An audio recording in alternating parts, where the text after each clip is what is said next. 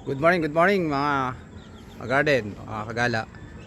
Ito po ang aming ampalaya ngayong umaga. Tanyo, binalutan po namin ng plastic ng yelo kasi pag natusok yan ng manunurok ng insekto, magdidilaw yan. Hindi na yan lalaki. Masisira kaagad. So yun, nakita nyo naman napakahaba na ng bunga. So mayroon na pwedeng i-harvest dito. Isa, dalawa, yan. So ito yung aming yung ginawa naming gapangan ng ampalaya. May namatay kasi dyan na bunot, sayang, may bunga na rin yun. Mas marami pa sanang bunga yan pero okay lang naman. Ito yan, may bunga rin dito. Saka to yan, kita nyo, dami ko na nalagyan ng plastic. Tsaka marami rin yung namatay, katulad na may plastic pero naunahan ako na ng insekto. Ayan, natusok na yan. Tsaka yung mga yan bunga na rin, nalagyan ko na rin ng plastic. So ito yung aming ampalaya. Ayan, so yan ang pagkapang na yan sa taas. So ito naman ang garden dito sa harapan ng room ko. Tsaka syempre may tanim pa dito sa kasama niya yan. Dito naman ang sigarilyas.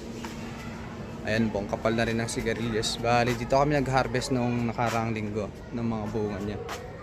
Ayan, ang kapal na ng sigarilyas namin dito. Ayan. So, ito ay sa harapan ng room ko to. Dito ay wala pang tanim dyan, tsaka dyan nawalan. Naglagay kasi kami ng lupa, kaya hindi ko nataniman yan. Yung dito naman, namatay na dahil sa sobrang init. Bali, nabuhay na lang dyan yung mga sili. Yung nasa plastic bag, hindi na sustain yung pagdilig, yan namatay na. Yan ang mahirap sa mga container gardening. Pero sa timba buhay pa yan kasi may mga bunga yung sili dyan Ayan ang mga sili. Ayan. Ito mga sili yan.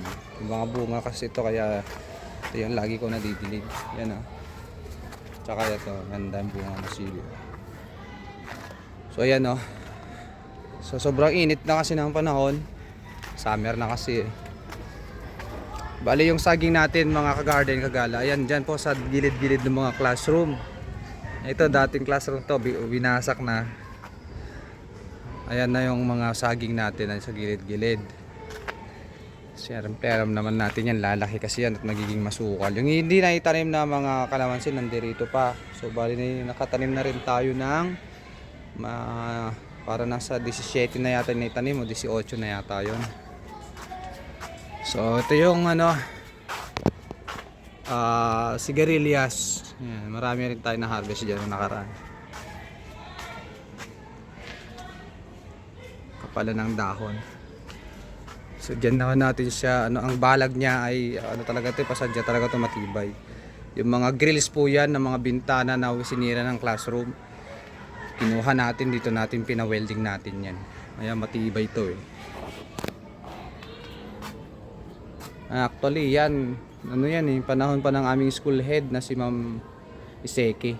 Wala, matagal na yung school head na nakapagpalit. Tingnan niyo, matibay naman. Pero ito kasi bagong namin to. Bagong balag ko ito. Bagong gapangan. So kita nyo naman ganda ng tibay itong balag talaga dito. Solid talaga yung ginahit kong kahoy. Pero mas solid yan mga bunga na yan. Yan ang pinakamaganda niya, pinakamasarap. Yun So paano? Tanim na rin kaya para may bagong harvest.